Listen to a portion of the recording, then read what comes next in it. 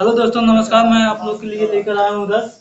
ठीक है, ये कक्षा 10 के बच्चों के लिए है। रस रस में सिर्फ यही पूछा जाता है, करुण रस और हास रस। ठीक है, और इसको मैं बहुत शानदार विधि से बताऊंगा और आप लोग को याद भी करा दूंगा। ठीक है, करुण रस और हास रस आपके सिलेबस में सिर्फ दो ही रस है। ठीक है, इसको आइए जानते हैं, इसकी परिभाषा उदाहरण सहित। ठीक है, ऐसे क्वेश्चन पूछेगा। करुण रस और हास रस की उदाहरण से परिभाषा लिखिए। ठीक है, इसमें से एक का लिखना होता है, अथवा करके देता है। ठीक है, क्वेश्चन में ये आपका 2 नंबर का रहेगा बोर्ड के पेपर में। ठीक है, तो आइए इसका पहले परिभाषा देखते हैं। करुण रस का परिभाषा। ठीक है, इसकी परिभाषा क्या होती है? इसका अस्थाई भाव करुण रस का होता है शोक। अस्थाई भाव पहले लिखते हैं, अस्थाई भाव। इसका अस्थाई भाव क्या होता है? शोक। शोक का अर्थ क्या होता है? दुख। ठीक है, शोक में चले जाते हैं बहुत लोग, दुख में चले जाते हैं। ठीक है, इसका दुख होता है। ठीक है, तो इसकी परिभाषा क्या हो जाएगी? जहां पर जहां जहां शोक नामक अस्थाई भाव, अस्थाई भाव, विभाव, अनुभाव तथा संचारी भाव, संचारी भाव के संयोग से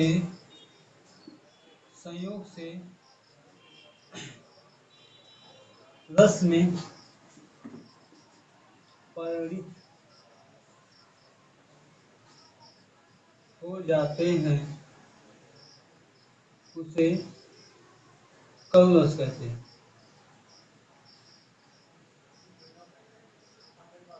अर्थात कहने का मतलब क्या है? जहां पर शोक नामक अस्थाई भाव, विभाव तथा संचारी भाव, ये क्या है? सभी ये रस के अंग हैं। ठीक है, रस के कितने अंग होते हैं? 4 अंग होते हैं। कौन से? अस्थाई भाव, विभाव, अनुभाव तथा संचारी भाव। ठीक है, संचारी भाव को व्यवचारी भाव के नाम से भी जाना जाता है। तो इसी में आप सिर्फ क्या कीजिए, परिभाषा बनाते समय आपको सिर्फ ध्यान में देना है, करुण रस का क्या होता है? अस्थाई भाव। अस्थाई भाव और लिखकर आपको, अस्थाई भाव लिखते हुए आपको क्या करना है? उसके सभी अंगों का नाम लिखना है और उसमें संयोग जोड़ना है। संयोग मतलब क्या होता है? जोड़ना। अर्थात संयोग लिखकर उसके बाद क्या करने? परिणित हो जाता है, अर्थात 10 में क्या हो जाता है? मिल जाता है। ऐसे आपका परिभाषा हो जाएगा। ऐसे सभी का आप, चाहे करुण रस का, चाहे हास रस का, चाहे श्रृंगार रस का, किसी का भी बना सकते हैं। सिर्फ अस्थाई भाव रखिए, उसके बाद सभी रस का अस्थाई भाव रखिए, उसके बाद अंगों के नाम लिखिए। ठीक है, और संयोग लिखिए और क्या कीजिए? संयोग लिखिए और रस में क्या कर दीजिए? परिणित कर दीजिए, अर्थात मिला दीजिए। ठीक है, ये आपका परिभाषा बन जाएगा। ठीक है, अब उसके बाद आता है उदाहरण। उदाहरण उदाहरण क्या होता है इसका? इसका हमने बताया, इसका क्या होता है? कौन का अस्थाई भाव होता है? शोक। तो जहां पर दुख की क्या हो जाए? दुख की अनुभव किया जाए, जहां पर दुख की अनुभव किया जाता है वहां पर क्या हो जाता है? करुण रस होता है। ठीक है, करुण रस का परिभाषा क्या हो जाएगा? मरि खोए भुजंग सीजन, अर्थात इसका उदाहरण क्या हो जाएगा? मरि खोए, मरि खोए भुजंग सीजन में, भुजंग सी जननी, मरी खोए भुजंग सी जननी, हंसा पटक रही है शीश। यहां पर लिख देते हैं, हंसा पटक पटक रही है शीश। अंधी आज, अंधी आज बनाकर किया न्याय, तुमने जगदीश जगदीश, ठीक है। ये क्या है आपका उदाहरण है, ठीक है। मणि खोए भुजंग से, अर्थात एक सांप था, सांप क्या था, भुजंग में से होता है, भुजंग में से होता है सांप। सांप क्या था, अपनी मणि को खो दिया है। मणि खो जाने के बाद क्या होगा, मणि खोए भुजंग सी जननी फंसा पटक रही है शीश, और मणि खो जाने के बाद वो क्या कर रही है, अपनी फन को अर्थात अपने सिर को क्या कर रही है, पटक रही जमीन पर कि हमारा मणि क्या हो गया है, खो गया है। इसमें क्या हो रहा है, दुख की अनुभूति हो रही है कि नहीं। क्या दुख है कि वो अपना मणि खो दी है, कैसे जीवित रहेगी।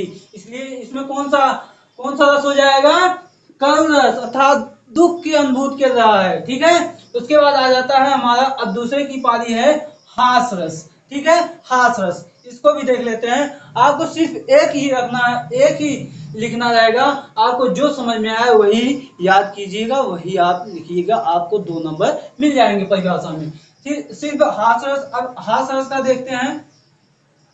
हास रस, हास रस देखते हैं। हास रस की परिभाषा परिभाषा देखते हैं। हास रस की परिभाषा क्या हो जाएगी, इसका अस्थायी भाव होता है हास्य, हास, हास, अर्थात अस्थायी भाव इसका क्या होता है, हास,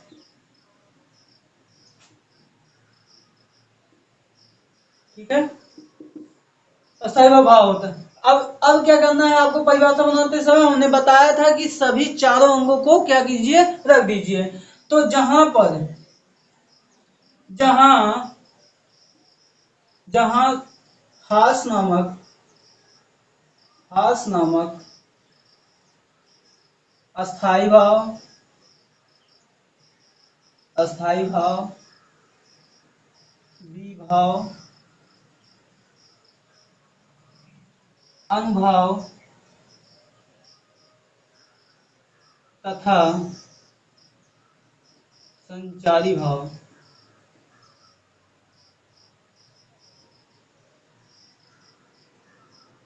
संयोग से क्या हो जाए, रस में परिणित हो जाए,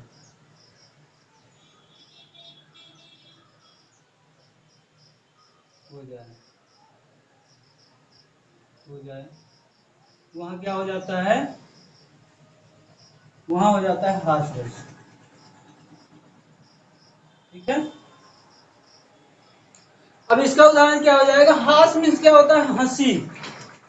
हास मतलब क्या होता है, हंसी। हंसी कब आएगी, जब आपको क्या हो जाएगा, अब मजाक करते हैं हाँ, ओ दिल, ओ का चेहरा एक्शन बार, तब क्या करते हैं, दांत चियार देते हैं। दांत चियारना मतलब हंसी आ जाना। तो हंसी, हंसी जो हो गया उसी को कहते हैं हास, हास।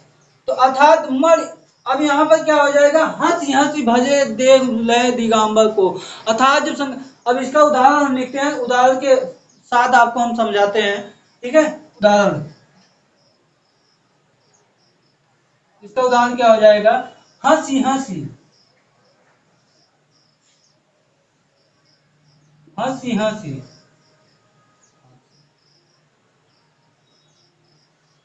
हंसी हंसी भजे, हंसी हंसी भजे देख दुलहे, दुलहे दिगंबर को,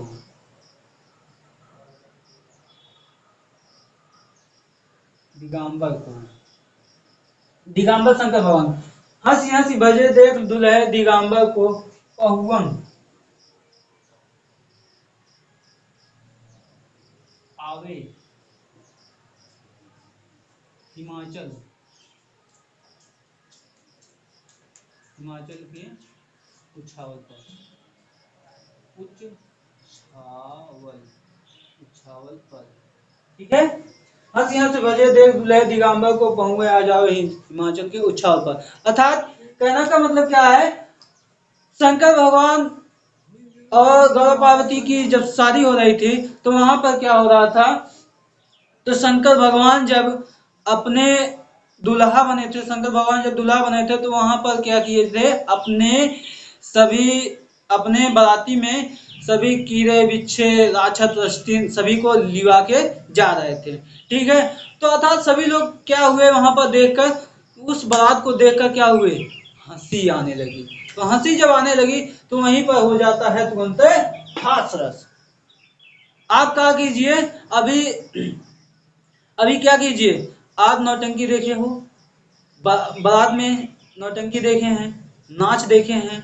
ठीक है, नाच उच में क्या हो जाता है, आप जब जोकर को देखते हैं तो आपको हंसी आती है, तो वहां पर कौन सा रस हो जाएगा, तुरंत रस को कौन सा हो जाएगा, हास रस। और कौन सा, और आपको उदाहरण बता दूं, तो जैसे इस समय आप लोग को ट्रेंडिंग में चल रहा है इंस्टाग्राम, इंस्टाग्राम पे आप लोग क्या करते हैं, ऊपर ऐसे रील करते रहते हैं, किसी कोई ऐसा टॉपिक आ जाता है जिसमें आपको हंसी आ जाती है, उसी में क्या हो जाता है, हास। आई होप कि आप लोग को वीडियो ये बहुत पसंद आया हो, तो चैनल को सब्सक्राइब करना ना भूलें। जय हिंद।